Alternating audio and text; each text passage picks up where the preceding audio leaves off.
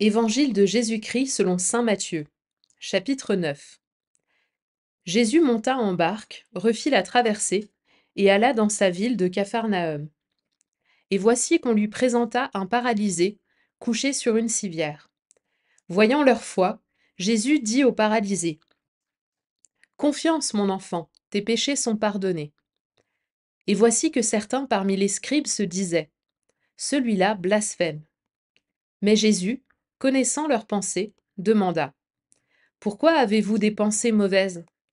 En effet, qu'est-ce qui est le plus facile? Dire: Tes péchés sont pardonnés, ou bien dire: Lève-toi et marche? Eh bien, pour que vous sachiez que le Fils de l'homme a le pouvoir, sur la terre, de pardonner les péchés, Jésus s'adressa alors au paralysé: Lève-toi, prends ta civière, et rentre dans ta maison. Il se leva et rentra dans sa maison. Voyant cela, les foules furent saisies de crainte, et rendirent gloire à Dieu, qui a donné un tel pouvoir aux hommes. Jésus partit de là et vit, en passant, un homme, du nom de Matthieu, assis à son bureau de collecteur d'impôts. Il lui dit: Suis-moi. L'homme se leva et le suivit. Comme Jésus était à table, à la maison, voici que beaucoup de publicains, c'est-à-dire des collecteurs d'impôts, et beaucoup de pécheurs vinrent prendre place avec lui et ses disciples. Voyant cela, les pharisiens disaient à ses disciples: Pourquoi votre maître mange-t-il avec les publicains et les pécheurs? Jésus, qui avait entendu, déclara: Ce ne sont pas les gens bien portants qui ont besoin du médecin, mais les malades. Allez apprendre ce que signifie: Je veux la miséricorde, non le sacrifice. En effet, je ne suis pas venu appeler des justes, mais des pécheurs.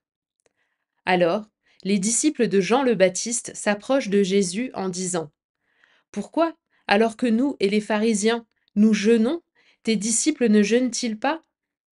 Jésus leur répondit: Les invités de la noce pourraient-ils donc être en deuil pendant le temps où l'époux est avec eux? Mais des jours viendront où l'époux leur sera enlevé. Alors ils jeûneront.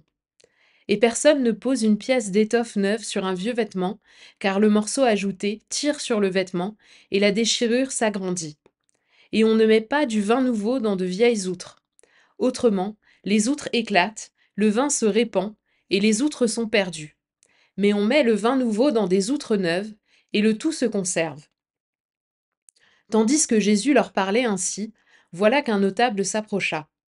Il se prosternait devant lui en disant: Ma fille est morte à l'instant, mais viens lui imposer la main, et elle vivra.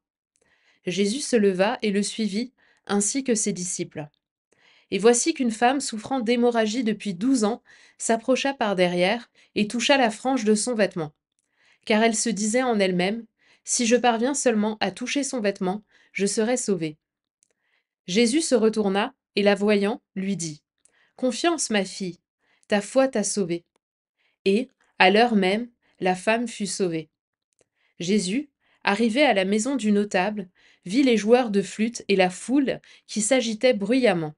Il dit alors: Retirez-vous, la jeune fille n'est pas morte, elle dort. Mais on se moquait de lui. Quand la foule fut mise dehors, il entra, lui saisit la main, et la jeune fille se leva. Et la nouvelle se répandit dans toute la région. Tandis que Jésus s'en allait, 2 aveugles le suivirent en criant: Prends pitié de nous, fils de David. Quand il fut entré dans la maison, les aveugles s'approchèrent de lui, et Jésus leur dit: Croyez-vous que je peux faire cela? Ils lui répondirent: Oui, Seigneur. Alors il leur toucha les yeux, en disant: Que tout se passe pour vous selon votre foi. Leurs yeux s'ouvrirent, et Jésus leur dit avec fermeté: Attention, que personne ne le sache. Mais, une fois sortis, ils parlèrent de lui dans toute la région. Ils sortirent donc, et voici qu'on présenta à Jésus un possédé qui était sourd-muet.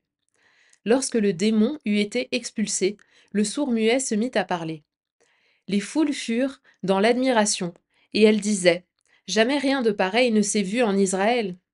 Mais les pharisiens disaient: C'est par le chef des démons qu'il expulse les démons. Jésus parcourait toutes les villes et tous les villages, enseignant dans leurs synagogues, proclamant l'évangile du royaume et guérissant toute maladie et toute infirmité.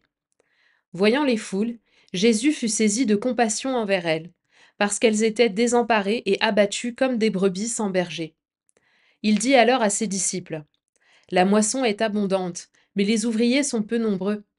Priez donc le maître de la moisson d'envoyer des ouvriers pour sa moisson.